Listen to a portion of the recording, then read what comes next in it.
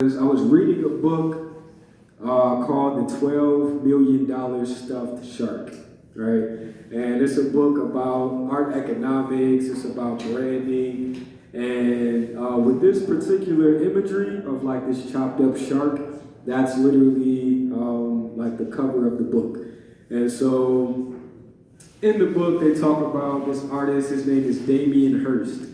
And he was commissioned to go and like catch this tiger shark, and he put it in like this formaldehyde solution inside this glass vitrine and put it on display, and it ended up selling for $12 million, right? And so it became like this mockery among the art community. One of the main reasons is because I don't even think a year into it being on display, it started to decay rapidly. Like chunks of the shark started to fall off in the vitrine it was in. It was just really rapidly decaying. And so what he did was he went and had another tiger shark caught and redid the whole thing. You know what I'm saying? Attempted to make his preservation methods a little better the second time around. And so it had become this big question in the art world as to whether this was now a brand new piece or whether it would remain as the same piece because we understood what the intention was. And so, with this piece selling at $12 million, but then having this very short shelf life, it just created a lot of conversation.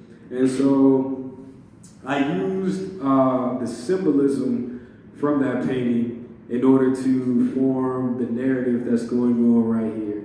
And this figure that's standing on this raft is an ode to Jean-Michel Basquiat.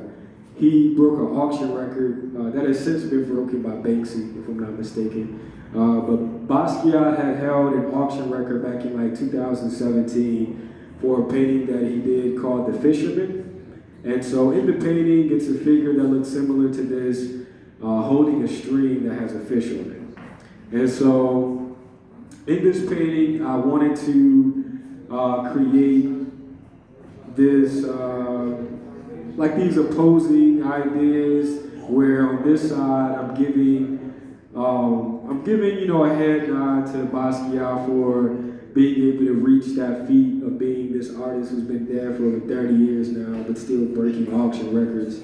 And I'm having his figure in this work still have an active part. So the figure that is resembling the painting that he won the record for is wielding a machete to insinuate that he chopped up this shark, right?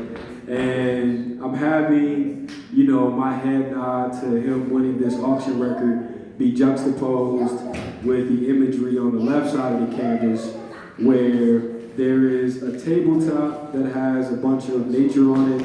It's like an elephant, there's a giraffe, like a vase with some flowers, and all of the things that are on this table are essentially being lassoed with a rope and pulled across the table by these colonial ships that are in the background.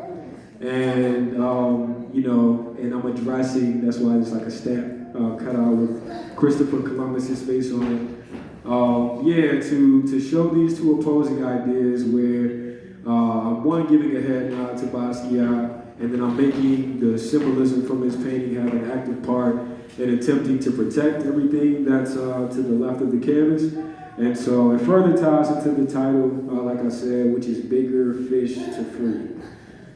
And so with this joint as well, like I said, there's a lot of fabrics, a lot of stitching that I did. And I had fun with these two pieces in particular because I built them. Like I built the frames, I stretched the canvases. And with these joints here, is there any questions, any insight that anybody want to share? And then also, for the people who just came in, like feel free if y'all want to come up now and like look at the stuff up close, y'all are more than welcome to. Would y'all